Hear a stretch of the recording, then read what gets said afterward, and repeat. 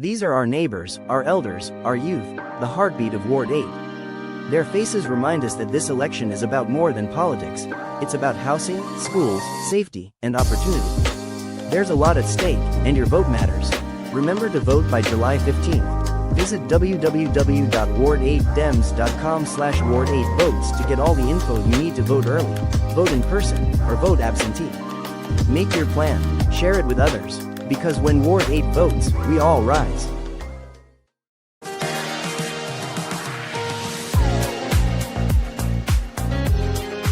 Ward 8 family, thank you for tuning in to this special presentation of the Ward 8 Democrats Candidate Forum for Ward 8 Council. I'm Troy Dante Presswood, and whether this is your first time watching or you're catching the replay, we're glad you're here. Now, before we get started, do us a favor. Click like and share this video on all your social platforms. Let's make sure everyone in the Ward 8 family knows it's election season yet again in our ward, and there's a lot at stake. The Ward 8 Democrats organized this forum to help you hear directly from the candidates running for the special election to represent us on the DC Council. Now, we'll hear from those candidates in just a moment, but first, I have some quick reminders that voting is already underway, and you have several ways to cast your ballot. First, mail-in ballots can be returned at any of the designated drop box locations throughout our ward. You'll see a list of those locations right now on your screen. Go ahead and screenshot them so you have it handy. You can also drop off your completed ballot in a mailbox or at the post office. Remember that drop boxes close at 8 p.m. on Tuesday, July 15th. And if you're mailing your ballot, it must be postmarked by that date as well. If you prefer to vote in person, early vote centers are now open. You'll see a list of those locations right there on your screen. You can even drop off your completed mail-in ballot at any of these early vote sites. If you need to register to vote or update your voting information, you can do that at these voting locations as well. And then finally, Tuesday, July 15th is Election Day. More vote centers in Ward 8 will be open and ready to serve you from 7 a.m. until 8 p.m. at these locations on your screen. Take a screenshot of them now so you have this info ready when you need it. Get your vote in early and encourage family and neighbors to do the same. Now, for all the details, including where to vote, a sample ballot, candidate information, and more, visit our special election website at ward8dems.com/ward8votes. We've got you covered with everything you need to know at that website. Remember, your vote is your voice, and it shapes the future of our ward. Don't sit this one out. Now, let's get into this forum. This conversation was recorded back on July 21st at Check-It Enterprises, home of the Go-Go Museum. I want to personally thank all of the voters and volunteers who joined us on what was a warm afternoon. And a special thanks to WUSA 9 Even News anchor Lorenzo Hall for moderating our panel. Listen closely to what the candidates say and use it to help guide your decision at the ballot box. Now, come on, let's go. Troy Dante Presswood, President of the Ward 8 Democrats. A warm welcome to all of you, our Ward 8 family and friends, for joining us here in person and online. We encourage you to engage with us on social media. Click like, click share on Facebook, X, Instagram, and yeah, even on Blue Sky. You can find us at the hashtags Ward 8 Dems or Ward 8 Votes to join in on the conversation. Well, another election season is upon us, though not under the circumstances that we envisioned. It was just over a year ago that we held a similar forum over at Sycamore and Oak. And as many of you who I'm looking at the audience, you were there. We could not have foreseen that we would find ourselves in this situation without a council member so soon. But this is our reality, and we remain committed to ensuring that Ward 8 residents have the important information they need to vote successfully in this upcoming special election. We are once again delighted to host this Your Choice, Your Voice candidate forum for the special election to fill the vacant Ward 8 Council seat. Now, I want to first of all thank our sponsors for today. Our sponsors are the Capital Stonewall Democrats. They are the, and give it up for them please, Capital Stonewall Democrats. They are DC's LGBTQ Democratic Club organization. I also want to thank the D.C. Democratic Black Caucus. Give them a round of applause. And I also want to thank East of the River News, which you all are familiar with. So give them a round of applause, too. Now, hopefully you all have had a chance to download the program book. If you are technology adverse, we do have some hard copies down there for you. If you need a program book, just let one of the volunteers know they'll get it for you. You can go down there and grab it. But otherwise, just download it onto your phones. And you'll see all the information that we have in there. It includes all of the ballot drop box locations here in Ward 8. There's one right outside the door, just a block away up at the 2100 MLK outside of the DHS building. That's your closest drop box. They also got drop boxes over at the Navy Yard Metro Station, and they have one at Parklands Turner and Bellevue Lockridge Library. So that's available to you right now. If you have your ballot today, you can drop off your ballot today at one of those drop box locations. Now, early voting is coming up soon, and that's going to be Friday, July 11th through Monday, July 14th. We got 4 locations open for that as well. Farabee Hope, Anacostia Library, Van Ness Elementary, and Patterson Elementary. And then those locations will be open from 8:30 to 7. You do not have to be a registered voter in any of those areas. You just have to be a registered voter in Ward 8. You can go to any early vote center, any drop box you like. And those open again, the early vote centers open up on Friday, July 11th. And then, of course, the last day to vote is on Tuesday, July 15th. There we have 12 vote centers that be open all over Ward 8 from 7 to 8 across the ward. And so those locations are all listed in your program book. So check it out. You can either download it onto your phones. If you need a hard copy, we do have hard copies here for those who need it. And then also you go to our website at ward8dems.com and you can download it there as well. In that program book, you can also find out how you can check your voting information. You can also volunteer for our organization. All types of ways you can do and help out with the Ward 8 Democrats. We hope you will stick around and hear from our 4 candidates who are here today.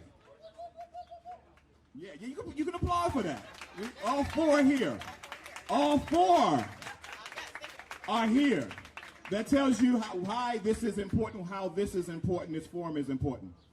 And now, this forum is your chance to hear directly from them as they are vying for your support for the council seat. We will explore their records, their ideas, their policy proposals, and vision for our ward and for the district, all right? Now, let's get started. Let me kick off by introducing our esteemed moderator. Lorenzo Hall is an award-winning journalist who co-anchors WUSA 9's news weeknights at 5, 6, 11, and streaming on something called WUSA 9 Plus.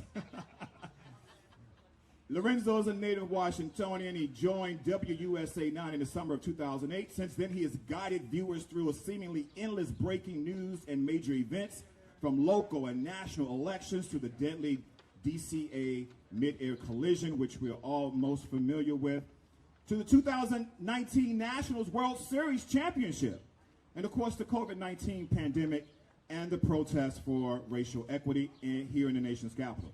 Lorenzo has been recognized for his reporting, writing, and anchoring with over 9 Emmys, 2 regional Edward R. Murrows, National Association of Black Journalists Award, something I know a little bit about, as well as the best TV news anchor by the Associated Press.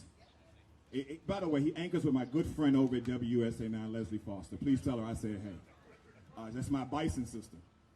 Prior to WUSA 9, Lorenzo served as an anchor at the Fox affiliate in Hartford, Connecticut. And before Connecticut, he served at the CBS affiliate down in Richmond. All right, Lorenzo studied journalism at the Missouri School of Journalism. However, he credits starting his television career started here in D.C., serving as a posse member on BET's talk show. Y'all know, what's the name of it? Teen Summit. Y'all know, oh, some of y'all like, what? I don't know what that is. Teen Summit. So you know he got some real D.C. bona fides here All right. So, will you please help me welcome Lorenzo Hall to the stage?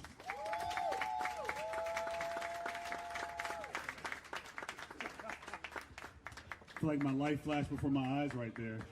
Thanks for all that, Troy. I appreciate it. Sorry, Sheila. Good to see everybody. Good to be here in Ward 8 at Checkit Enterprises in our beautiful Go-Go Museum.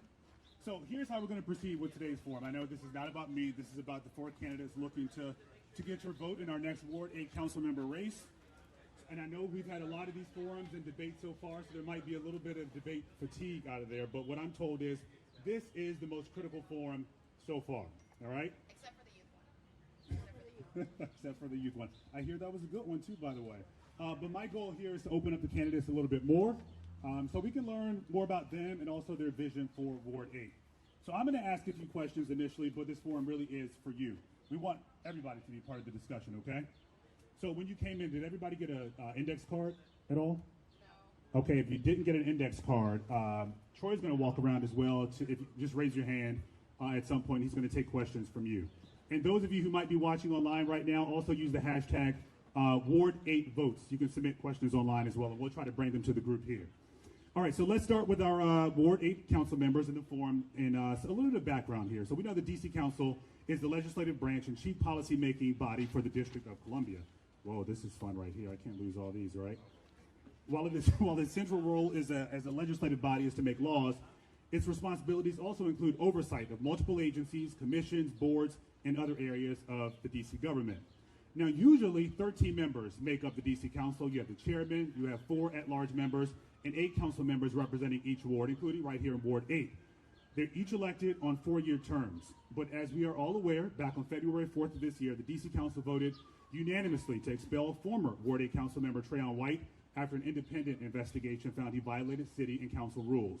The expulsion is all connected to the former council member's FBI arrest back in August of 2025, or 24, I should say, on a charge of taking tens of thousands of dollars in bribes to influence city government contracts. His federal trial isn't scheduled to start until next year, January of 2026, at the earliest, and I do have to point out that Mr. White has pled not guilty to the charges. Under current district law, expelled council members do remain eligible to run for their former seat.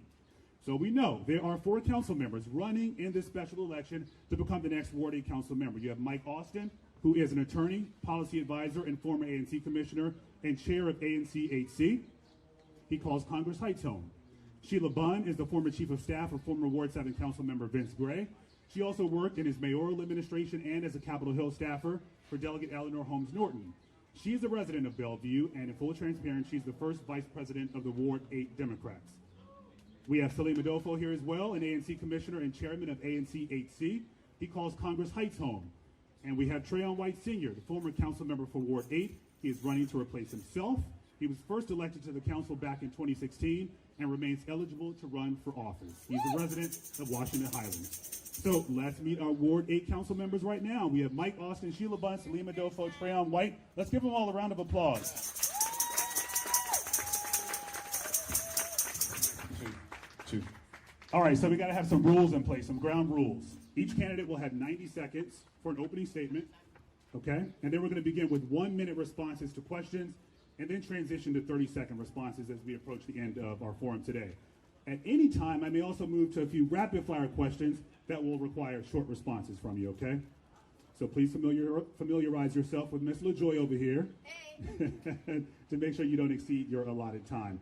And a quick reminder to everyone, I'm going to ask a few questions initially, and no one knows which questions I'll be asking. Let me point that out. And those attending here today, you are allowed to ask some of your questions as well if we don't get to what you're trying to, accomplish today. So each candidate has 90 seconds for an opening statement, and I want to start with Ms. Sheila Bunn.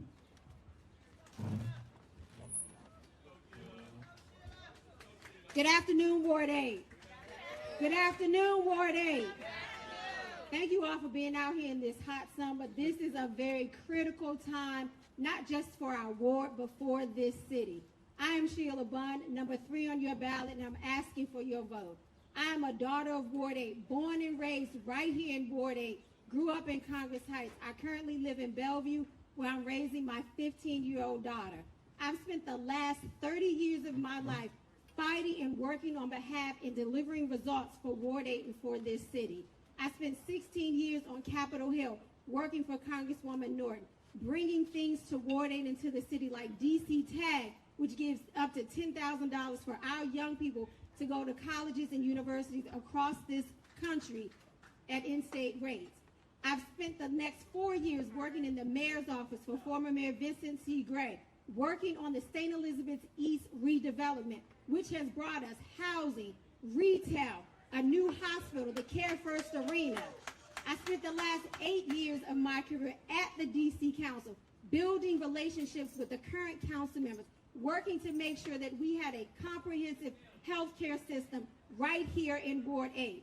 I am asking for your vote to do for you what my dad, my first advocate, James Bunn, did for this community, making sure that Ward 8 has a voice at the table and that the city delivers results on behalf of Ward 8. Thank you. Thank you, Sheila Bunn. Salim Adofo. Good afternoon, everyone. I'm Salim Adofo, currently chair of ANCHC, and I just want to let you all know that I did have 2 previous commitments before this, so I'll have to leave at about 1:45. So I apologize for that. I don't have this fancy speech to give to you all. I'm a hard worker. In fact, I've worked with some of you in this room, whether it's to fix one of the things that we often call small issues in the neighborhood, what I like to think are really big issues because they impact us in a tremendous way. I'm someone who has really invested myself and wanted to make this community better, whether it's bringing folks together to work on the budget, whether it's helping to advise folks on legislation that's coming about, or seeing my good brother right here, Mr. Hayward, who's walked in the room, to try to advocate for us to have baseball right here in Ward 8. The little things to me are the things that make up the bigger picture for us. I think Ward 8 doesn't just need a new council member, we need a new direction. And we got to start to look at all of the little things that have been neglected for decades that'll give us the opportunity to chart that new direction. What does that new direction look like? It looks like us being able to make sure that we have quality and affordable housing in the community. We see a lot of the housing in the ward. The old housing has been impacted by mold, rats, rodents, and things like that, and we need somebody who's going to take those things into consideration and start to make that change. I'm Salim Adofo, number 4 on your ballot. Thank you. Salim Adofo, thank you. Trayon White. Good afternoon. I'm Trayon White, running for Ward 8 council member right here in the great Ward 8. This is the community that raised me. Faced a number of challenges growing up here, and I believe that we created a model while being on the council that worked for our people. I'm the council member that delivered. I heard Ronald Moulton talking about this facility here and what we become to accomplish here. I was at the table when it happened. I know he gave a lot of credit to the Republicans, but it was the Democrats that delivered the money and the resources to make sure we have business ownership, especially black business ownership right here in this community. I also heard reference to the 11th Street Bridge project. I was the first council member to put over $600,000 into the Douglas Community Land Trust to ensure home ownership in our community right here in the great Ward 8. We talked about access to quality housing. I made sure we had at least over 400 brand new built affordable housing right here in the great Ward 8. And so I'm the council member that's been on the front line advocating and fighting for equity and inclusion, not just in the budget, but in real life solutions. We talked about this hospital being built in Ward 8 over 15 years ago. Under my leadership, it got done. We talked about building new grocery offices in Ward 8. Under my leadership, we have one new one on St. Elizabeth East Campus, and we're building one new one right here on Murray Avenue. It's getting done. So not just talking the talk, but if you look at my record, I've walked the walk. And so on July 15th, I'm running again to ensure equity and inclusion in this budget, and I can't do it by myself. I formulate meetings, conversations to get your input because I can't do it alone. I know together we'll continue to move this ward forward. My name is Trayon White, and I'm a 1 on the ballot, and I'm 1 on your heart. Vote Trayon White for Ward 8. Thank you. Trayon White, thank you. Mike Austin. Good afternoon, Ward 8. Good afternoon, Ward 8. It's a pleasure to be here with you all. Ladies and gentlemen, I'm running because this is the most crucial election Ward 8 has had in its history. Our people are struggling, and there's no doubt about it. We're pricing our residents out of Ward 8. We have not brought any meaningful jobs to the community. Our people do not have healthy food access. Our people are struggling. We have not closed our achievement gap overall. This is extremely personal because we have continued to fail our people over and over again. It is time that we get serious about the state of Ward 8 and where we are. I feel happy for everybody and what they said in these feel-good moments. This is very personal for me. I'm an attorney. I've been an ANC chair. I'm a fourth-generation Washingtonian, and I'm ready to work. It's time that we recognize the real job of a council member. It is not about giving out turkeys and book bags. It is about getting serious about the details of the budget to make sure we're fully funding our schools, to make sure they're creating meaningful opportunities for our people. The other council members will not give us anything. We have to fight with them. They are prepared for us to continue to be lackluster. I am tired of that, and I know each and every one of you are too. And it's time to be extremely serious and go through the details of all of these issues. We need bold policies to move our people forward. Our students are not preparing. They still have not closed our achievement gap. Our seniors are getting priced out of the homes that they purchased 30 years ago. It is a struggle for me, and it's a struggle for you, and everybody's having a difficult time right now here in Ward 8. The city has not prioritized Ward 8 that needs to. We need a fighter down at the council. We need somebody who knows the issues, and I'm ready to work on day one. My name is Mike Austin. I'm number 2 on the ballot. Mike Austin, thank you. All right, so I want to start this forum with essentially the big elephant in the room. Trayon White, we know in the last election, received more than 20,000 votes, nearly 76% of all those who voted. So what do you say to those thousands of voters who supported Trayon White, understanding the charges against him? And Mr. White, eventually when this question gets to you, I want to hear what you have to say to those voters who supported you back then. Mike, let's start with you. It's unfortunate. It is unfortunate that we are even having this election right now. We're in a budget cycle right now. We have federal interference and federal Congress people and our president interfering with our local budget. It is a shame we have nobody to fight for us right now.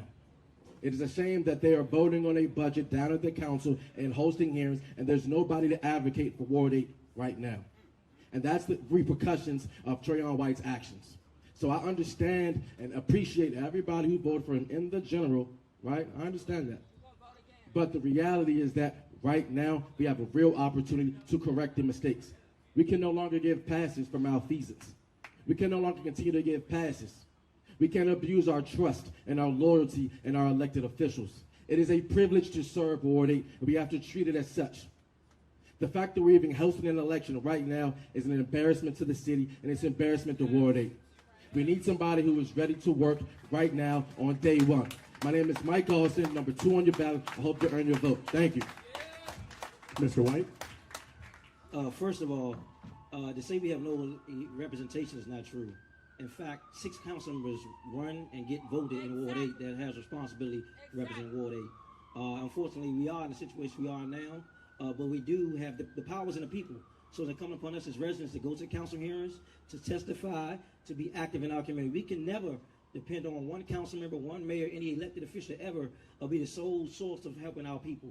As I learned a long time ago, was the powers in the people. So until this election happens, we have to continue to come to the hearings, send letters, advocate, work with our ANC commissioners to ensure we have equity in this vote cycle. And historically, I've been the one to make sure when those budget cuts were coming to Ward 8, when 15 schools didn't get funded, Trayon White got the funding back in the school. Yep. 5 consistent voting cycles.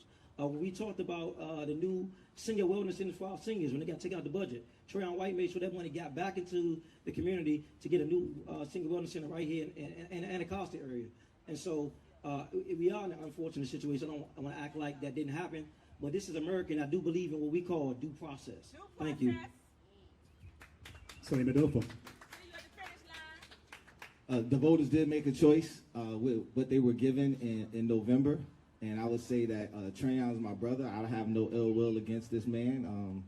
Like he said earlier, allegedly, he's been charged, but this is where we're at now. We have to move forward, and I think that moving forward gives us an opportunity to go a different direction, and I think that direction is me. That's why I'm choosing to run.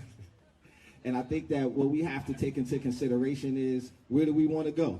Do we want to continue to deal with some of the issues from the past? Because we know that this would not be the last time we hear about these things if we go back to where we once were.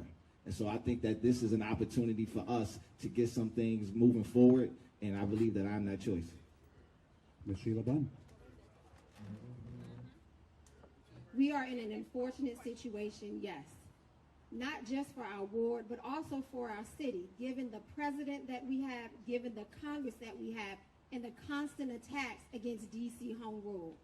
We need a leader at this time that is not fraught with any ethical issues, one that is ready on day one to work with the current council members, that has relationships with the current council members to move the needle for Ward 8. Good people make bad mistakes, but we cannot let those mistakes affect us at this inopportune time for our community and for our city. We need to be ready to move forward. Yes, there are 6 other council members that represent us, but there is nothing like having your council members squarely focused on fighting for you and what your community needs. And that's what I stand before you to do, to fight with and for you to make sure that we get the resources that we need here in Ward 8 and regain the respect that we deserve in this city. All right. So as we know, the fiscal year 26 budget cycle is currently underway, but Ward 8 currently does not have a voice in that process, as you all mentioned a short time ago. So if elected after the budget is passed, how will you work to amend or influence budget priorities? Trayon, we'll start with you. One of the things I do is call one-on-ones. I meet with my other council colleagues who are on several different committees to ensure that those areas like housing, public safety, recreation, senior living, healthcare, discussing the priorities of the ward. I normally have several conversations, a strategic plan I present to them in almost a 6 to 7 page document, because nothing beats opposition like a strategy. And we've worked that strategy for the last 8 years, and I plan on doing some of that same across the line, working with my colleagues to get it done. And I've been very successful with that. My colleagues know me very well. They know how I operate and how we operate in this ward to deliver for the residents here in Ward 8. And I continue to do the same thing. Thank you. Mr. Adofo. Well, I would say that we have been having a voice in this ward. I've worked with some of the people in this room, some of the commissioners here in this room, to make sure that we put forth some budget recommendations, and we've been working on that since September. And so we put forth our recommendations. I don't think that we have to wait. We can have that voice right now. We can let the council members, the mayor, we can let other folks know what we want to see. We never have to wait. The budget process isn't a process that just starts during budget season. It's an ongoing process. It's something that goes on all year round. And as a council member, as a leader in the ward, it's our responsibility to make sure that we're engaging people all throughout the year and not just a few months. We know what the needs that we have in this community are, whether it's getting roads repaved or funds going to our schools. These are things that we can document and make sure that are in the budget before the mayor actually presents the budget. Ms. Sheila Bunn. So the work has already begun. You can't wait until after the budget happens. Even before Mayor Bowser submitted her budget to the council, I've been working with nonprofits in our community to galvanize our neighbors, to let us know what their budget priorities and concerns are so that they can be encouraged to go to the council and to testify. So we've been doing that work right now. Even when I am elected as the council member, because of my relationships with the current council members, I've been feeding that information to those council members in response to what I've been hearing in the community. So it's not about waiting until they vote on the budget or after. It's feeding that information to them now. And then more importantly, making sure that I have a relationship with the mayor so that when future budgets come, our priorities are already baked into her budget, because it is easier to get those things funded than when it comes to the council when there are 12 other priorities. So we're doing the work now to make sure that residents' voices are heard and that we are sharing our priorities around mental health support services for our students, making sure that we have mental health crisis support teams on the ground, and making sure that we are investing in all of our schools in Ward 8. Mike Austin.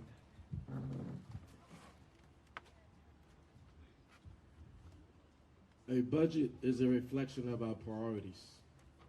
It is a reflection of what we prioritize and what we deem to be the most important for our people. And right now, we do not have a voice at that budget table. And I appreciate all the rallies and people going down. All that's fantastic. But when it comes down to it, the brass tacks is this. We need somebody that will sit on that dais and fight for Ward 8.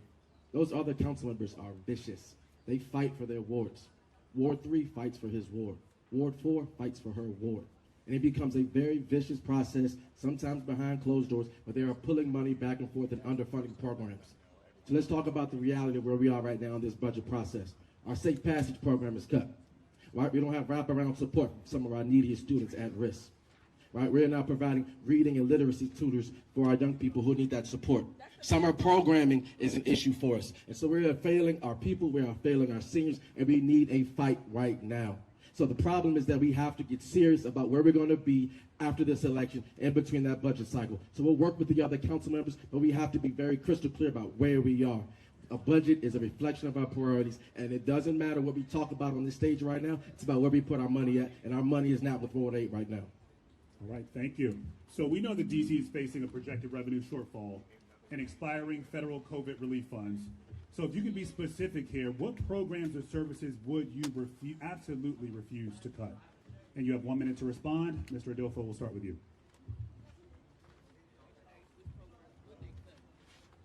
One of the things I think that we cannot absolutely cut are our public safety priorities.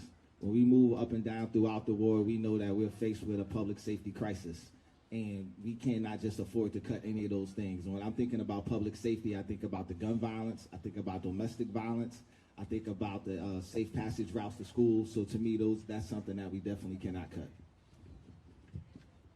Ms. Bunn.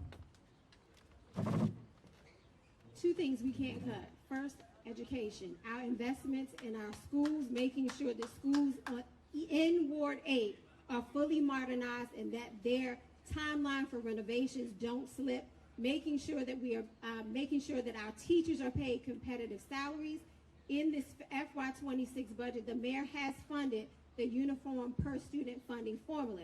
But if you look at further out years in 27 and 28, we've cut that funding formula. And that speaks to how important we feel investments in our education systems are. Making sure that we are funding our public safety net.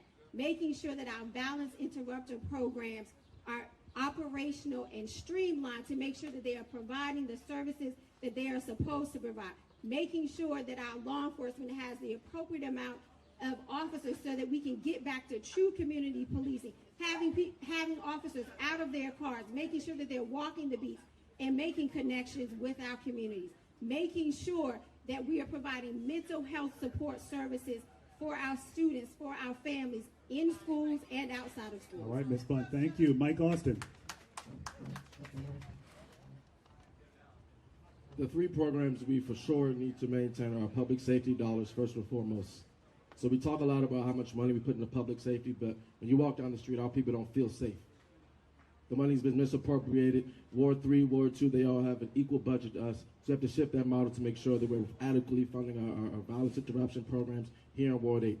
There's a new plan to change the violence interrupted program so that it does a ward-wide model versus a neighborhood-specific model. So I want to make sure first that we are changing that to a ward and neighborhood-specific model. Next, we need to make sure we're giving our young people real opportunities in the classroom.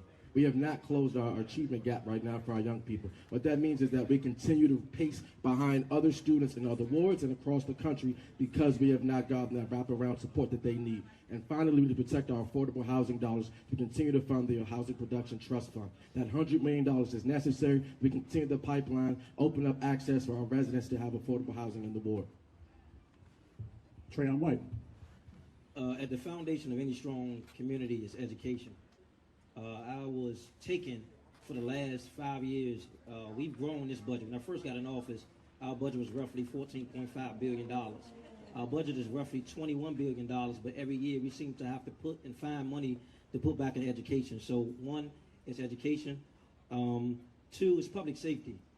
People want to be safe in our community. That includes not just the violence interrupters, of course, but the police department, the fire department, etc. Housing initiatives. We see that people are struggling to live and survive and thrive right here in Ward 8 and across the district. DC is coming too unaffordable, so we have to make sure we're building bridges and creating programs for more affordable living programs, also access to quality housing, healthcare, which is critical, and also involves housing as well, because if your health is not, you're not taking care of your health issues or you're homeless, then it affects your housing and everything else you're involved in. Government services. Once our government services decrease, the fabric and the social programs and the stability of the city is gone. And so we got to make sure as we make these cuts that we don't cut the programs and those things that keep us safe and keep our city running.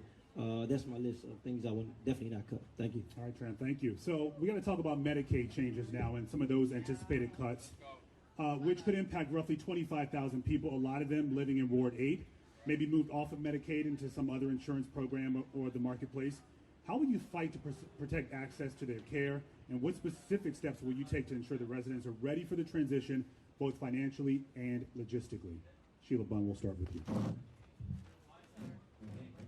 So going to the education piece, making sure that our managed care organizations like AmeriHealth, AmeriGroup, MedStar, that we are bringing our residents to the table to have conversations with them so they are educated on the services that are afforded to them. So one, education, making sure that they know what those services are. In terms of the cuts, in terms of 25,000 residents off of Medicaid, looking at what other areas in the budget could we cut so that we're not cutting 25,000, taking away healthcare insurance from 25,000 residents. Also looking at investments from private sector organizations that we could bring in to do a public-private partnership to provide health insurance to those residents who might come off of Medicaid. So those are the ways that I would work to make sure that our residents right here in Ward 8 don't suffer as much in terms of losing health care insurance. Mike Austin. Healthcare is a priority issue for me. Our residents continue to lag behind, and we have a life expectancy on this side of the river that's 30 years less than those west of the river. For those that don't know, I most recently left United Medical Center, and I was the Associate General Counsel. I worked with our Medicaid providers and other insurers to make sure that our residents had, accessible health care. So it's a priority for me. It's something I'll be prioritizing when we win. And so to solve the challenge that we're going to have with these federal Medicaid cuts, first we need to cut back the horse mountain unit that MPD is going to establish. That horse mountain unit is something, it's to the tune of $30 million. We can help cut that and ease the blow for Ward 8 residents. Because many of our residents will need that care. They need accessible insurance. They need to make sure that they can come to St. Elizabeth's and Cedar Hill and any other hospital across the District of Columbia to ensure that they have proper health care. So I want to make sure that we're cutting back that MPD horse mounting unit and use those funds and find other areas of fat that we can use to restore the funds to our budget. Trayon White. First of all, for the last almost 7.5 years, I've been working with my council colleagues, including former council member Vincent Gray, to build a health care system east of the Anacostia River, because we have some of the highest health disparities per capita in the country. And so we built the urgent care facility right here on MLK. We've done Cedar Hill Hospital, and we plan to do a whole lot more to ensure that we have access to quality health care east of the Anacostia River. One of the things we can never do is stop taking our fight to the hill. We have an advantage being residents right here in Washington, D.C., having access to the president and our members on the Hill. We also have to figure out, and I'm going to be talking about this more, but we have to figure out a way to figure out how to draw more taxes in by creating a new tax incentive to bring more money in to offset the cost of losing money for our health initiatives that affect our residents here in the district for the 25,000. I know we have a lot of fraud involving some of the healthcare providers here in the district. I think that we zero in on that. We have found a lot of money that we can reallocate to healthcare services for residents. Sorry, June. Thank you. It's okay. Salim Adofo. So I believe one of the most important things is to prepare our residents for the transition. And so that means that we're going to have to do the outreach to make sure that the 25,000 folks, the potential 25,000 that will be transitioning from one healthcare system to the next, can know what the benefits are that they currently have and what the ones that they will lose will be.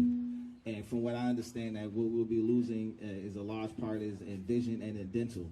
And so then finding other healthcare providers that can provide vision and dental through some community partnerships. I think also that we have to find ways to increase some of the tax revenue that'll be in the ward and help to establish more businesses so that we can bring in some more income to do that. One of the things that we also have to look at is where is waste in the budget, right? We talk about all of the different government agencies, and as we look through them, we're going to have to make sure that we can find some ways where we can slow down some of the agency spending, and then that way divert some of the funds back into healthcare. Okay, Salim Adofo, thank you. So this question right here comes from someone in the audience. And oh, go ahead. no, I do have to depart, as I mentioned. Oh, you'll leave it out. Okay. Thank you for coming today.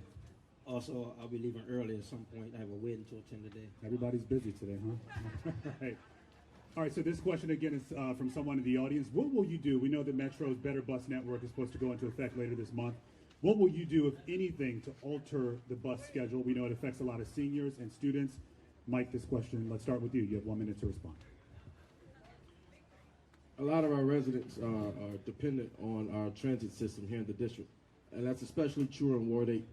And so the way this was rolled out is a problem, because I've been hearing from residents as I've knocked on doors all across Ward 8 that they don't have access to the bus in front of their home that they once had. They have to walk 2 and 3 blocks for their senior citizens. It's a problem. It wasn't rolled out effectively. Our residents did not get proper notice, and so they have not held enough hearings. And so I want to compare where we are now with the way the bus lines were before, so that we can try to restore some of the lines and figure out how we can better make those accessible for our people. Because I've been hearing time and time again that they are unattainable for them, and they're inaccessible, and it becomes too much of a hassle. And so, you know, whether it's through policy or budget, we have to figure it out. Because the issues with Metro are deep. And also, I would just add that Maryland and Virginia need to pay their fair share, and they've continued to lag behind in how they fund our Metro system overall. Trayon White. One of the things that's unique in Ward 8 is that we have over 72% of residents who don't have cars and use public transportation. We also know that the vitality of the city rests on those working class citizens right here in Ward 8 and across the district that take care of our city, that have to take their kids to school in the morning, or go to work every day and keep our city moving forward. One of the other issues that's affecting transportation is that we cut the circulator.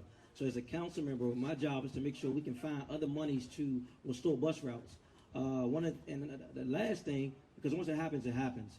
One of the last things we have to do is education, because what I am afraid of is when people wake up, right now on the bus stop, they have this thing at the top of the bus stop. You look, you can find out there's going to be a new bus route, but the bus's name going to be changed and the route's going to be changed. And what we don't want to see happen is people wake up in the morning to go to work and the bus take them anywhere other than work.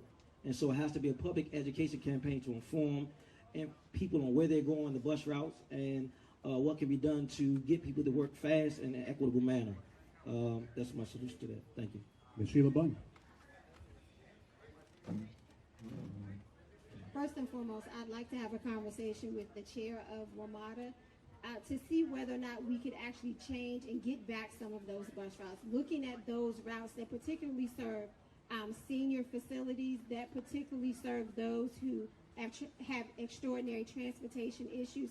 So going to WMATA and having a conversation, one, not just to educate our residents about the changes that are coming, but seeing whether or not we can get WMATA to reverse some of those changes.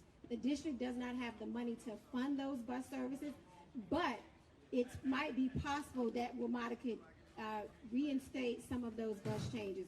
So also looking at other ways that we can provide transportation to our residents. So particularly for our seniors, looking at the connected service that some of our seniors have, putting more into those transportation services, increasing those stipends, possibly looking at partnerships with Uber or Lyft to see what type of discounts can be provided to residents. So looking at various ways that we can provide transportation services for our residents. Okay, thank you, Sheila. This next question is also from someone in the audience, and it's specifically for Mr. White here. It says, you have yet to address the voters of Ward 8 of your current legal charges. Do you feel you owe the voters of Ward 8 an explanation or an apology? You have 1 minute to respond. Well, I'm entitled to due process, and as you know, as a person that's been accused of a crime this serious, it's not wise for me to speak on that in any form or fashion to the public, because I have to have my day in court. And so I look forward to that. I have a strong legal team, and we're confident that we will have a chance to give our side of the story. We heard one side, haven't heard my side, but that's what I'm here still fighting for, not for just for my freedom, but for the freedom of all people in Ward 8 and across the district. Thank you. Mike, Austin, Sheila Bunn, you have 30 seconds for a response if you'd like to mention something. The fact that we are here is it's troubling for me. Our people deserve better, and we deserve a fighter who's down at the council. These overhanging charges that are pitting against our council member are deeply disturbing. I've prayed for the council member, and I will continue to do so, and he is due his day in court. I do agree with that. But it is difficult for me to reconcile, and I am ready to go on day one. So I would ask for your vote, Mike, also number 2 on the ballot, because it is time for us, the board, to move forward. It is time for new leadership at the council. It is time to let these low-hanging issues that are hanging with our federal bodies, it comes up often. And so I'm tired of it being an embarrassment to our ward, and it is time for us to move forward in a very different direction. Sheila Bunn, do you have a response? As I said before, good people make bad decisions sometimes, but nonetheless, this election is about the heart and soul of our ward and our community. This has been a distraction in terms of us talking about the real issues and concerns of our community. I pray that all works out for our former council member, but Ward 8 needs to be focused on moving forward with the right leadership that can continue to move us in the right direction on day one. And that's why I'm standing before you. That's why I'm in this race. This is not just a campaign for me. This is personal. I have a 15-year-old daughter that is looking at me. I was raised by James Bunn, who taught me that I need to make sure that my neighbors' concerns and issues are voiced, and if they don't have a seat at the table, that I pull up a chair for them so that they do have that seat. And it is time for Ward 8 to do that. We cannot continue to be talked about or laughed at or disrespected. We need to make sure that we're listening to our residents, that we have an experienced leader who is ready on day one to fight with and to fight for the resources that we deserve here in Ward 8. Okay. All right, this next question is also from someone in the audience, and this is to you, Ms. Sheila Bunn. It says, when Vince Gray began to have health issues that positioned you to step up and use your relationships and resources to serve Ward 7, we watched a ward with seniors fall apart and gaps remain unfilled. So why should we expect anything different? So I totally disagree with that assessment. Everyone is entitled to their own opinion, but Ward 7 did not fall apart. We provided services. I was not the elected official, but our entire team stepped forward to make sure that we were doing the work on behalf of Councilmember Gray, that our constituent services team was out in the streets doing the work, and legislatively that we were advising him, and that when he made votes, he did them in an informed and educated manner. So I disagree with that. You can't please everybody all of the time, but we did our best to make sure that Ward 7 was represented to the fullest. Mike Austin, do you have a response at all? Okay. This next question is from Capitol Stonewall. So what specific policies will you champion to protect and uplift LGBTQ plus residents in Ward 8, particularly Black transgender individuals and LGBTQ plus youth who face disproportionate rates of homelessness, violence, and healthcare disparities? Mike, we'll start with you. Our LGBTQ residents, including our youth, need a voice at the table. And so I will not profess to know all of the issues that they face. I can read reports, but I'm not a part of that community. And so I think first and foremost, I want to make sure they have a voice. So they have an open line of communication, and that we establish a LGBTQ Ward 8 council that can inform me, so help inform my policy decisions. This would be a community-led office. So I would not say that I know all the answers. No, but I can read the reports and I can listen and make sure that I'm putting policies in place that reflect their values and make sure we're protecting their dignity. So that'll be first and foremost, that'll be a priority for me. Next, in terms of the housing and all of the other insecurity issues that they have, our young people need to make sure, we need to make sure that our young people have access to mental health and trauma-informed care at the schools, and they can be also in alternative areas, so that they have a voice, because when they're dealing with these issues, they're dealing with their own identity crises. They may not have a support system with their own parents, so we need to make sure that they have a voice. There's a high suicide rate, and so I want to make sure that I'm addressing their concerns on the forefront and make sure they have a voice to me through the through the LGBT Ward 8 Council that I'll put in place. Ms. Sheila Bunn. Working with our brothers and sisters in the LGBT community is a priority. Making sure, one, that their voice is represented on DC's boards and commissions. Making sure that on those boards and commissions that affect their lives, that they have representation. Making sure that we are providing housing for our LGBTQ youth. Making sure that I am a true partner with that community. I want to stand I want to continue to stand with our LGBTQ community, making sure that they are a part of my Ward 8 Leadership Council, which I plan to install when I'm elected, making sure that they have a voice and a say in the legislation that I present before the council that affects their lives, making sure that we're supporting the DC Dream Center, the DC Center, making sure that we're supporting places like Mary's House, making sure that we are providing safe spaces for our young people with mental health support services, making sure that we're showing up Whitman Walker, which just opened on St. Elizabeth's campus, which had to revamp how they advertise themselves because of the federal pushbacks from our administration. So being a true supporter of our LGBTQ community. Thank you. So we know the mayor wants to bring the Washington Commanders back to the district.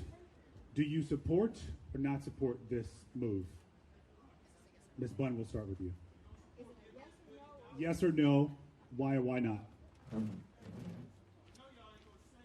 So yes, I support the idea of the stadium redevelopment, but not just the stadium by itself. I support a mixed-use development that includes housing, that includes retail, that includes the possibility of a grocery store, that makes sure that residents, not just in Ward 7, but in Ward 8, benefit from that development, making sure that there are good paying jobs, not just doing construction, but after construction, making sure that Ward 7 and Ward 8 businesses can vend in the stadium and make money and revenue. I want to make sure that this deal is good, not just for Ward 7, not just for Ward 8, but for the city. And so my support is conditional on looking at this deal to see if there are other ways that we can include more revenue for the city. Because right now, all of the money goes to the stadium. So I want to look at how we can get more money coming to the city to benefit the district, which will ultimately benefit Ward 7 and Ward 8. The council has instituted its... Oh. Thank you, Ms. Bunn. Mike Austin, you have 1 minute. I generally support the stadium, RFK Stadium, but I think that we need steeper investment east of the river.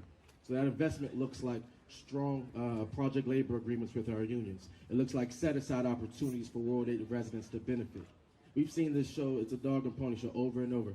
We promised 40,000 jobs, but we'll see Delaware tags. We see Virginia tags. We see tags from West Virginia and Philadelphia when you ride past the drop site. So to make sure that we have strong agreements in place that Ward 8 residents are prepared for.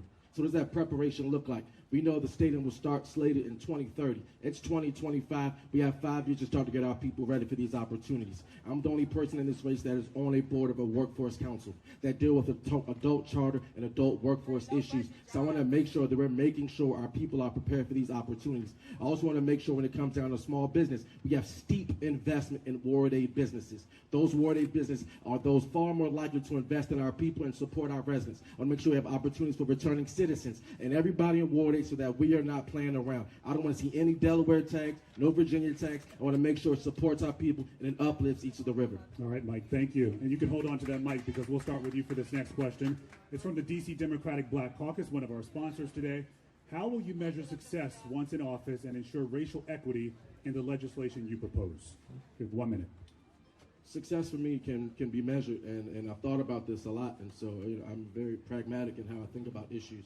One, I want to reduce our unemployment rate.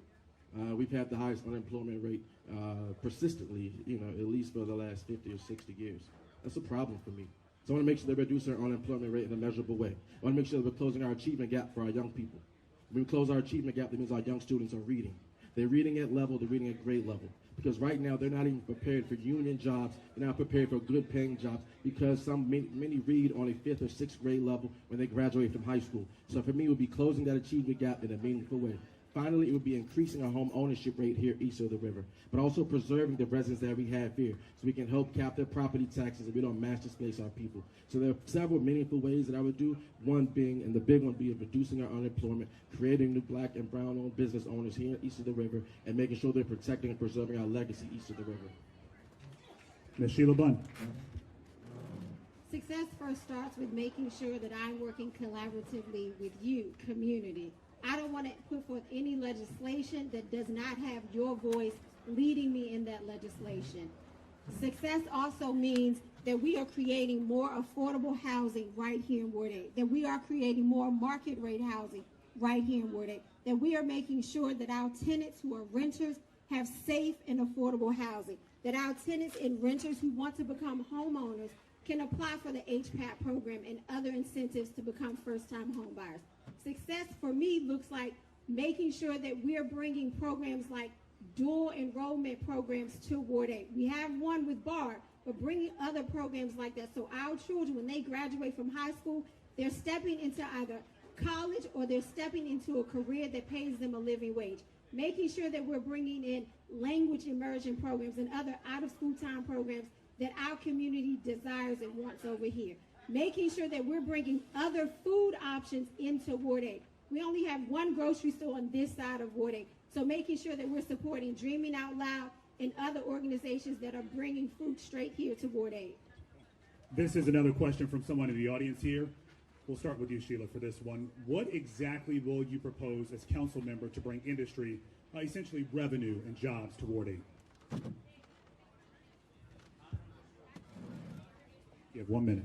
I think there are a number of things that we can do to bring jobs and money into Ward 8. So first and foremost, in terms of the jobs, making sure that we have a direct connection to and pipeline with our businesses as well as our labor unions. Making sure that we are preparing our residents to step into apprenticeship programs, to step into colleges after those apprenticeship programs, and making sure that we're showing up our small businesses right here in Ward 8, like Check-It Enterprises, like Grounded, like Sabadias, making sure that we are supporting our businesses with tax incentives and other support so that they can hire locally right here in Ward 8. Our small businesses are the backbone of our community. So shoring them up so that they can hire you, me, and whoever else to work right here in our community. Looking at raising taxes on things like gambling so that we can raise more revenue for our city, so that we're not taxing our working class families here in Ward 8. Okay, this is a fun question right here from someone in the audience, specifically for you, Ms. Bunn, Mr. Austin. Yeah. Oh, yeah, sorry about that. Go ahead. What was the last question? I'm sorry, can you repeat on? I'm sorry. Essentially, what are you going to do to bring jobs, revenue to Ward 8? So, we need to start with the strategy. And so that strategy will first be open to development and opportunities so that Ward 8 residents can benefit, right? So we can eat and shop here locally. But it's going to be done with the backdrop of our displacement prevention bill that I worked on when I was the former legislative director to former Councilmember LaRubie May.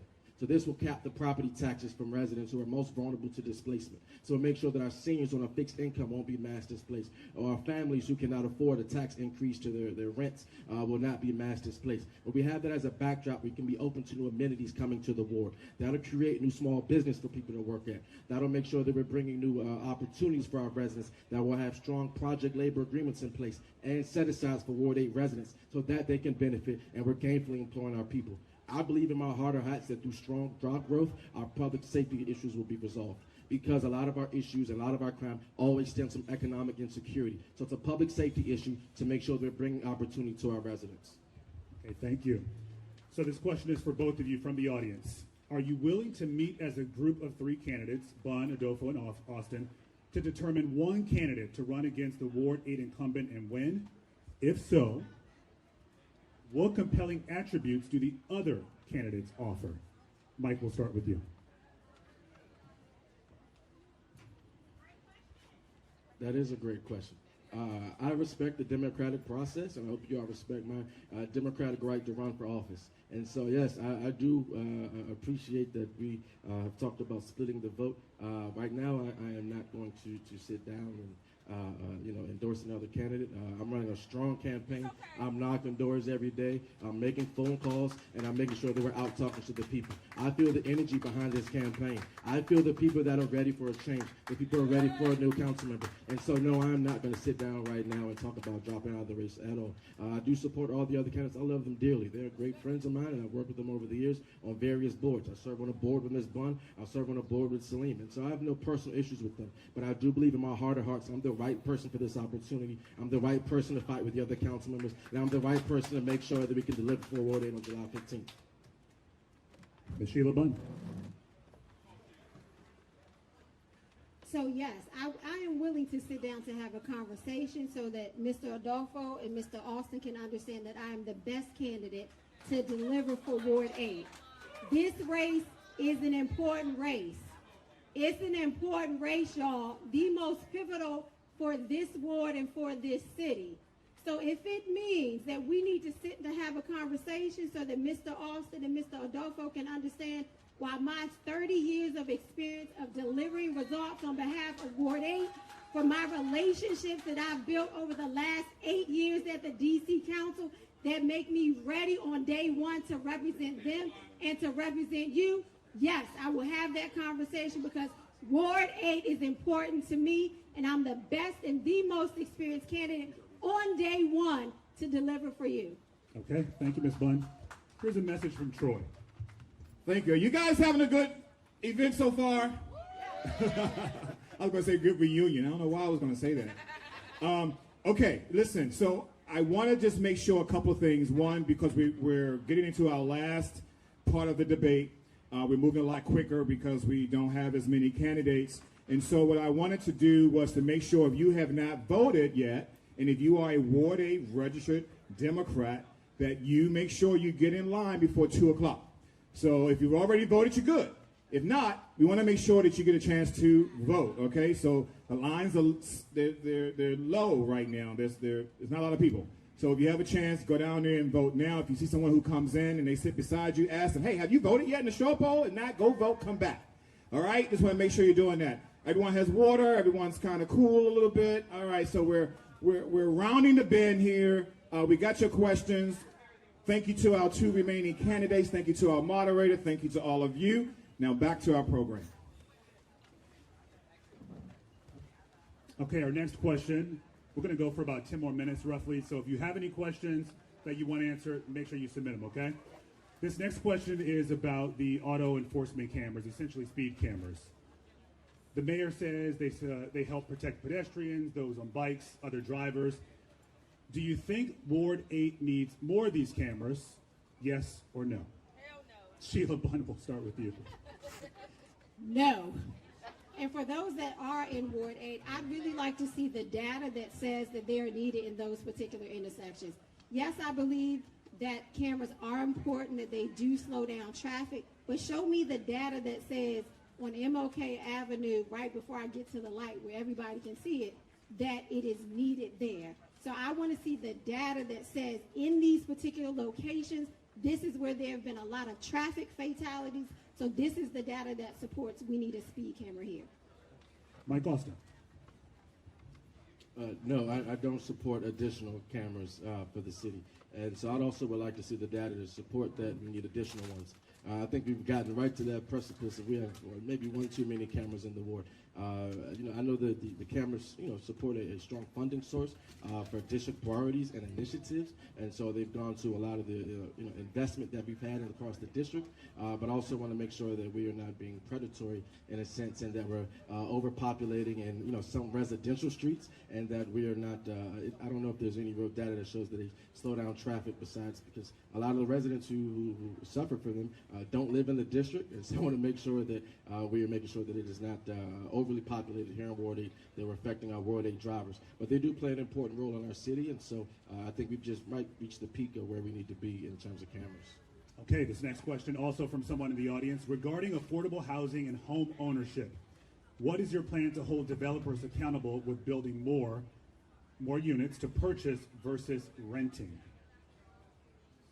Again, one more time, regarding affordable housing and home ownership, what is your plan to hold developers accountable with building more units to purchase versus renting? Mike, we'll start with you. We are in an affordability crisis here in the district, and a lot of our residents are being priced out, and they are not able to stay in the city. And so when it comes to developers, a lot of them want to come to Ward 8. They see this as a prime real estate opportunity, but it has to make sure that it is for Ward 8 and supports our Ward 8 residents. And so to that end, we need strong community benefits agreements to make sure that we're holding them accountable. We need to make sure we have strong clawbacks in these agreements to make sure that when they do not honor their affordability covenants in these deeds, that we are not mass displacing our people. And so we need somebody who can go through the details, who understands the nature of affordable housing, to make sure that we are ensuring that it benefits our people the most.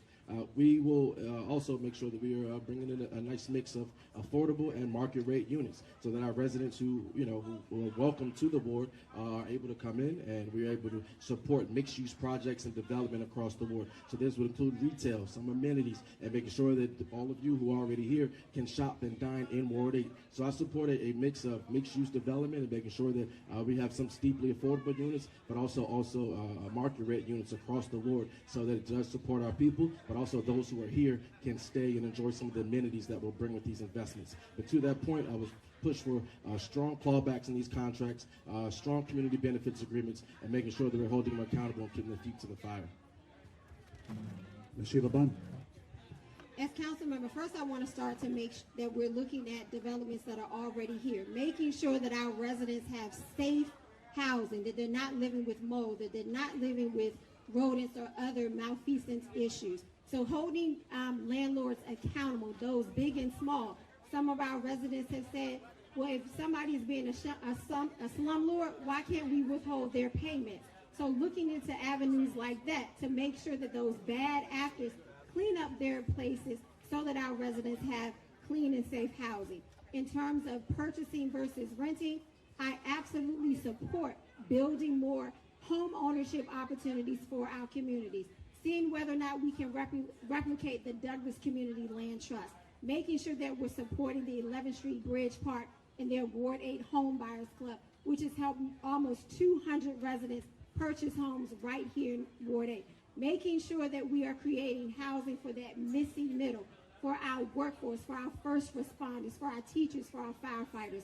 So making sure that we are doing a mix of housing in Ward 8, but also creating generational wealth with home ownership. Okay, from this point forward, we're going to move to 30-second responses, and this is another question from the audience, specifically to you, Ms. Bunn. It says, while serving as the Chief of Staff for Councilmember Gray in Ward 7, many residents of Ward 7 needs went unmet and unheard. In particular, the homeowner of the Benny Road incident with the tenant housing 31 dogs, which resulted in an MPD shootout, which left the homeowner with thousands in damages. She reached out to me. I gave her Councilmember Gray's office number. She said she never heard back. So why should we trust you to lead in our ward? Thank you for that question. I was in contact with that homeowner. I've been in contact with that homeowner. Our office was in contact with that homeowner.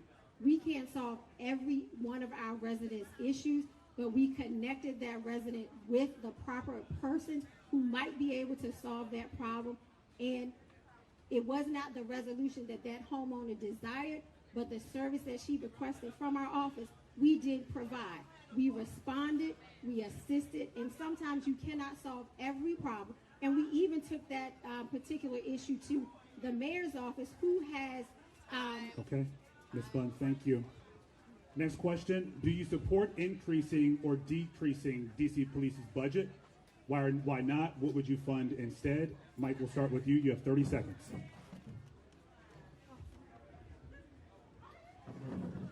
Ward 8 deserves more investment from our police force east of the river. To the extent that we increase the budget, they've had a 6% increase this year, so I would support that. But we have an equal budget to those west of the river, but we have more violent crime. And so, in concert, we need an ecosystem for public safety where we are having, a strong violence interruption program. We're solving our economic crises, but also we have a strong police force here east of the river. And finally, I would add that the increase to fund the police horse mountain unit is just bad business to me, and I don't think that's necessary. All right, Mike. And so I want to make sure that we're not funding unnecessary initiatives. Thank you, Ms. Bunn. 30 seconds. Do you support increasing or decreasing MPD's budget? Why or why not? And what would you fund instead? So I support a thorough review, not just of MPD's budget, but of all of the agencies. I don't want to sit here and say that I want to defund the police, because that is not my stance.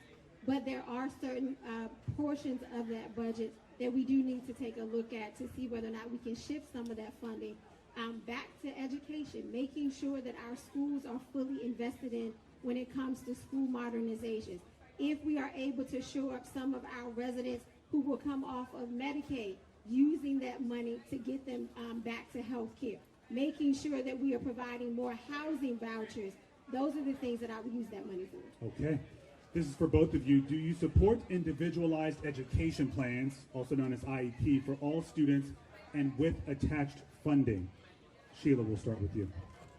You said for all Do you support individualized education plans for all students with attached funding?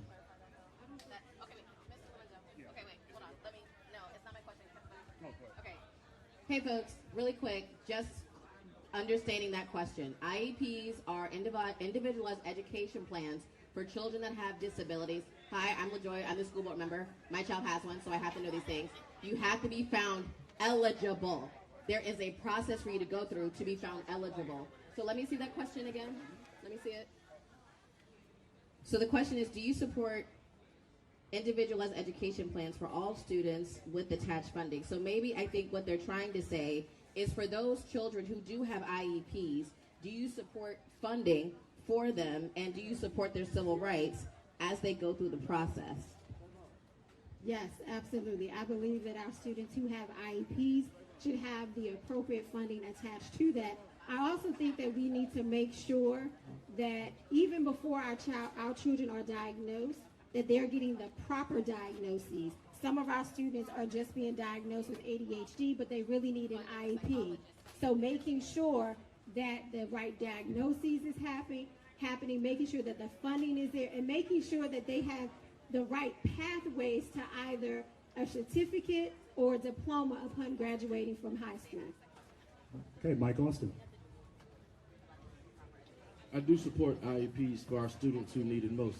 For all of you who don't understand the nature of it, the funding obviously typically follows the student. So I make sure that we are doing an accurate assessment in the early stages of the IEP assessment phase, and making sure that if that student truly needs one, that he has or she does have that funding to follow them. The problem is that too often the funding or we have a broad brush when we diagnose students with IEPs, and so too often we diagnose the students who may just have a slight behavioral issue. Maybe he just doesn't sit still, and so we too often use too broad of a stroke to label our students with IEPs. And a lot of times our students on this side of the river are getting diagnosed, and they maybe just need to sit down and go outside and have some recess. So I want to make sure we're doing it the right way. Thank you.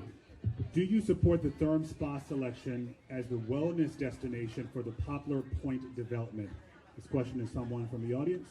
Mike, let's start with you. 30 seconds. I think Thurs presents an exciting opportunity for our people, but also want to do an accurate assessment to make sure that it's done the right way, that they come in and be great community partners, and that they're supporting our residents east of the river. I also read a report that the Thurs may not be the right Thurs that they were presented as. It just came out at the council level that there may be some confusion about what Thurs actually is, and actually if they're connected to the global organization, and the Ward 8 one that we're being presented is a shadow of that company. So I want to make sure we're getting with the right investor, we're getting with the right company, but also if they are the true one, that they're supporting our people, they're being good community partners, and Ward 8 residents benefit from the development and all the other opportunities available. Thank you. Sheila Bunn. I am absolutely excited about the possibility that Thurman coming to Anacostia might bring.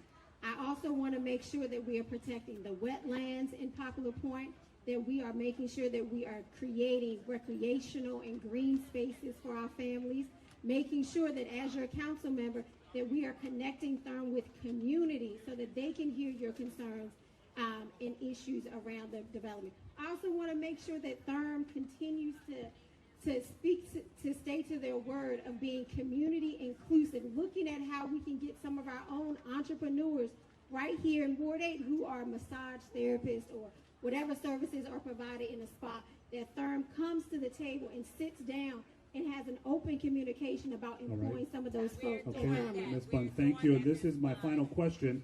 Someone from the audience, and I'll give you both a minute to respond to this one. What does ethical leadership mean to you, and can you point to when your leadership fell apart? We'll start with you, Ms. Bunn. You have 1 minute. What does ethical leadership mean to you, and can you point to when your leadership fell apart or fell short? You have 1 minute to respond to their question. So ethical leadership for me means that you trust me and you're holding me accountable in addition to myself holding myself accountable. My father, the late James Bunn, taught me that you only have two things in this world, your name and your word. And I don't plan to sully either of them. In my 30 years of public service, there's never, ever, will there ever be any scandal surrounding me. I have a 15-year-old daughter that looks at me every single day, and I am her example of how to be an upstanding, strong black woman in this world.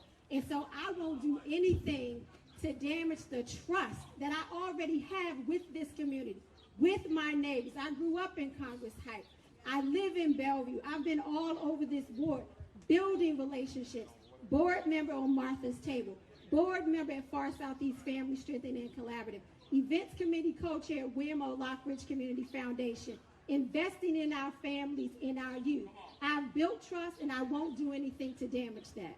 All right, Ms. Bunn, thank you. Mike Austin, you have 1 minute to respond. My grandmother would say, you do the right thing even when nobody's watching.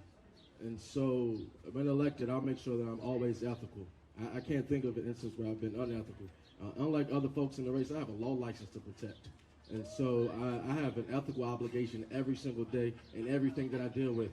On all three boards that I serve on with Ms. Bunn, Far Southeast, an ethical obligation when I serve on the UPO board, an ethical obligation when I serve on the CC Prep Adult Charter School board. I have ethical obligations to these residents and to myself and to my license. So I will not jeopardize anything for my license. I worked too hard. That's where all these gray hairs came from. So I will not be playing with my law license for any decisions. So no, I will make sure I'm upstanding, that I'm fighting for our residents, that I'm transparent. There's no dark secrets in my closet, nothing crazy like that, no backhanded deals and all that kind of stuff. No, I will make sure that I'm forthright and I'm doing this for the people. I'll be honest with you, I'm not doing this for a paycheck. This is a pay loss for me. I want to make sure that I'm fighting for our residents and that I'm very transparent about this. I want to move the ward forward. This is very personal for me. Our residents deserve a strong council member. They deserve somebody who can fight with the other council members. They deserve somebody who understands the nuances and the details of the budget so that I can finally bring home the bacon for Ward 8. So no ethical obligations or scandals with me. All right, Mike, thank you. And we are nearing the end. So with that said, I'm going to give you both 90 seconds to make a final statement to the voters here and those who are watching online. Again, you have 90 seconds. Mike, we'll start with you. 90 seconds, closing statement. I want to thank y'all for hanging out in the heat with us today. It's extremely hot. I've been wiping sweat all day, so I do appreciate y'all staying firm. Y'all stayed longer than some of the candidates in this race, so it shows how committed that you are to making sure that we elect the right council member on July 15th. Folks, this is a pivotal race for us. We are failing our residents right now. And I'll be honest, we've failed our residents long before the scandal last year. We have not moved the ward in the right direction in a long time. We have not created any meaningful change and moved any forward-thinking policies in a very long time. That's a problem for me. That's why I'm in this race right now, because we need bold leadership. We need forward-thinking policies. We need to protect our residents from being mass displaced. We need to create job opportunities and create new small business here east of the river. It is a shame that we continue to live here, and many of us have to shop in Oxon Hill or go to Virginia or go elsewhere to have any meal amenities to live in the ward. That's a problem for me, and it should be for you. So I want to make sure that we're fighting for our residents. We have a real council member who understands the issues. Again, my name is Mike Austin. I'm a fourth-generation Washingtonian. I'm an attorney. I've been a former ANC chair. I serve on a bunch of boards. Y'all know about that already. I'm really in this race because I'm ready to fight. We need somebody who can deliver, and I'm ready to deliver on day one. This is not about having some experience, but having the right experience. I've served as the legislative director to former Councilmember Ruby May. We wrote policies there. I served as the legislative director to the former Courtney Snowden, who was the deputy mayor for economic opportunity. And so over there, we oversaw the Department of Employment Services. We oversaw the Department of Small Local Business Development. And we moved and pushed forward-thinking policies. So it is time that we deliver on July 15th. My name is Mike Austin, number 2 on your ballot. Mike, thank you. Ms. Sheila Bunn, last word, 90 seconds. Ward 8 family, I'm Sheila Bunn, number 3 on your ballot. You know me and I know you. I've been working on your behalf for the last 30 years, whether it was on Capitol Hill, fighting for D.C. statehood, or D.C.'s first expansion of D.C. home rule with budget and legislative autonomy, whether it was making sure that our scholars can go to college at in-state rates. I've been working in D.C. government, making sure that we brought good paying jobs to Ward 8, that we brought affordable and market rate housing to Ward 8, that we are working to make sure that our young people have the resources that they need to thrive and to survive, so that when they graduate from high school, they step into college or they step into a good paying job. I am a daughter of this ward. This is not just a race. I'm not new to this. I've been true to this for 30 years, working on your behalf. I'm a daughter of Ward 8. I'm a single mother. I have a 15-year-old daughter who I'm out here running this race for. I want to make sure that your daughters, your sons, that they see in us that when we stand up together and speak, that we all rise together and make sure that our voices are heard and that we bring the resources and investments that we need to Ward 8. Mr. Austin is right. We need the right council member, and I'm that right council member, and I'm the most experienced person to represent Ward 8. I'm Sheila Bunn, number 3 on your ballot. Let's get it done with Bunn. Sheila Bunn, Mike Austin, thanks to you both for seeing us through this entire process. Thanks to you as well for being involved, informed, and active citizens, because as we all know, it's going to take all of us to see the kind of change that we want to see here in Ward 8. So thanks again, and I'll send it to Troy for some last words. Please give it up for Lorenzo Hall, everybody. All right, I do want to recognize we've been joined by the Ward 7 council member here, Wendell Felder. Thank you so much. If you are a Ward 8 resident, listen, reach out to Councilmember Felder, because we don't have any representation. So at least on the east of the riverside, he's our neighbor to the north. So we want to thank you, Mr. Felder, for coming through and supporting us here today. Thank you for being here. And once again, please give it up for our remaining candidates who stayed. Please thank Mike Austin and Sheila Bunn. They are going to stick around, hello, and talk to you afterwards, take pictures. If your question didn't get answered, make sure you talk to them one-on-one. Sometimes that's where you get the best conversation. I want to express my sincere gratitude to all of you who are here, all of you who are watching us online. I want to especially thank the Capitol Stonewall Democrats for their support. I want to thank the D.C. Democratic Party, D.C. Democratic Caucus, the East of the River News. Let me thank the team from the Ward 8 Democrats. All of you just wave your hands in the air from the Ward 8 Democrats. I want to thank our timekeeper, who is an elected official herself, LaJoy Johnson-Law. Come on, State Board. Come on, She State told me, Board. she said, whatever I can do to help, I'm there. And I thank you so much, Representative Johnson-Law. Thank you, thank you. Make sure you give our moderator another round of applause. Mr. Lorenzo Hall, be sure to watch him on WUSA 9 News, weeknights at 5, 6, and 11, and streaming on WUSA 9 Plus. Also want to thank the team here at Check It. I want to thank the team here at the Go-Go Museum. I want to thank Ron Moulton for his staff and for his wonderful hospitality. Big thank you to our volunteers. Please help me thank our volunteers, everyone who greeted you. And of course, I want to show our appreciation again to the candidates. Be sure to follow us on Facebook, X, Instagram. We recorded this event. We will air this event at a date in the future. Just stay tuned to our socials, stay tuned to our website, stay tuned to our emails. We will let you know when this will air. I want to thank the campaigns, so not even necessarily candidates, but the campaigns of Mike Austin and Sheila Bunn, because they each donated and bought advertising space in that program book. So make sure you download it and see what they're talking about, because they bought the space for you. Don't forget, voting is already underway. Don't forget elections, folks. Listen, the early voting starts July 11th. That's on a Friday. The last day to vote. Now it's not even the first day to vote. It's the last day to vote. And that's on Tuesday, July 15th. Polls are open from 7 a.m. until 8 p.m. on that day.